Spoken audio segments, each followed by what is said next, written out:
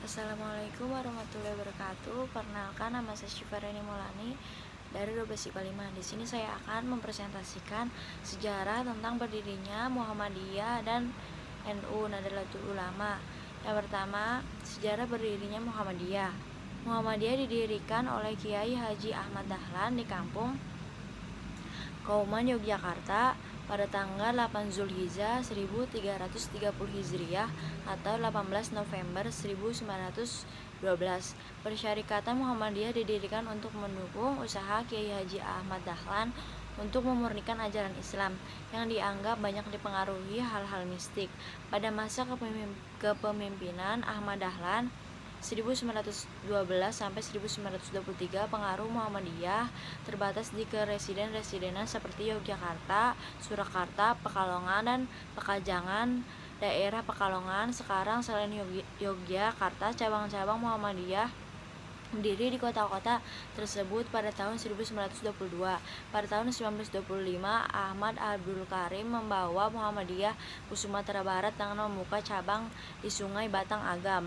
Dalam tempo yang relatif singkat, arus gelombang Muhammadiyah telah menyebar ke seluruh Sumatera Barat, dan dari daerah inilah kemudian Muhammadiyah bergerak ke seluruh Sumatera, Sulawesi, dan Kalimantan. Pada tahun 1938, Muhammadiyah telah tersebar ke seluruh Indonesia. Yang kedua yaitu sejarah berdirinya Nahdlatul Ulama atau NU. Nahdlatul Ulama adalah sebuah organisasi Islam yang terbesar di Indonesia. Organisasi ini berdiri pada tanggal 31 Januari 1926 dan bergerak di bidang pendidikan, sosial, dan ekonomi. Suatu waktu Raja Ibnu Saud hendak menerapkan asas tunggal, yakni mazhab Wahabi di Mekah. Kalangan pesantren yang selama ini membela keberagaman menolak pembatasan bermazhab dan penghancuran warisan peradaban tersebut. Dengan sikapnya yang berbeda itu, kalangan pesantren dikeluarkan dari anggota Kongres Al-Islam di Yogyakarta pada tahun 1925.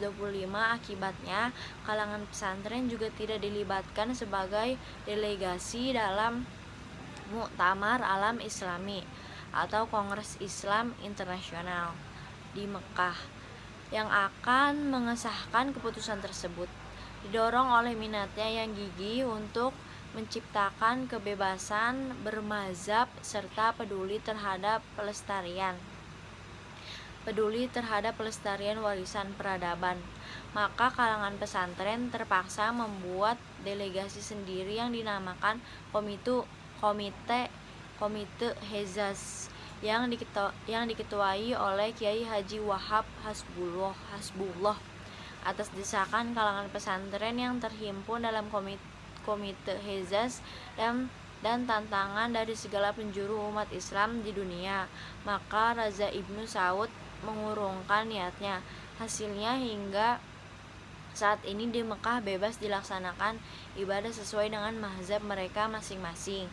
Itulah peran internasional kalangan pesantren pertama yang berhasil memperjuangkan kebebasan bermazhab dan berhasil menyelamatkan peninggalan sejarah dan peradaban yang sangat berharga.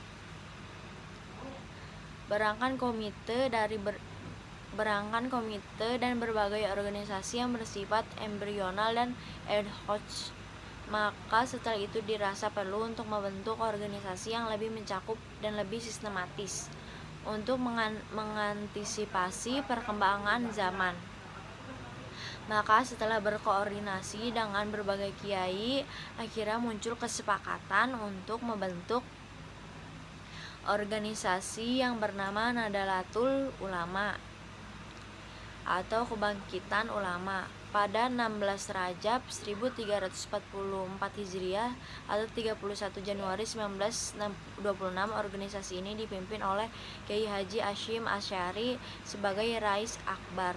Untuk menegaskan prinsip dasar organisasi ini, maka Kiai Haji Hasyim Asy'ari merumuskan kitab kanun asasi atau prinsip dasar. Kemudian juga merumuskan kitab I'tiqad Ahlus Sunnah wal Jamaah. Kedua kitab tersebut kemudian dijewantahkan dalam Kitab NU yang dijadikan sebagai dasar dan rujukan warga NU dalam berpikir dan bertindak dalam bidang sosial, keagamaan, dan politik. Sekian penjelasan dari saya, kurang lebihnya mohon maaf. Wabillahi taufiq wal hidayah. Wassalamualaikum warahmatullahi wabarakatuh.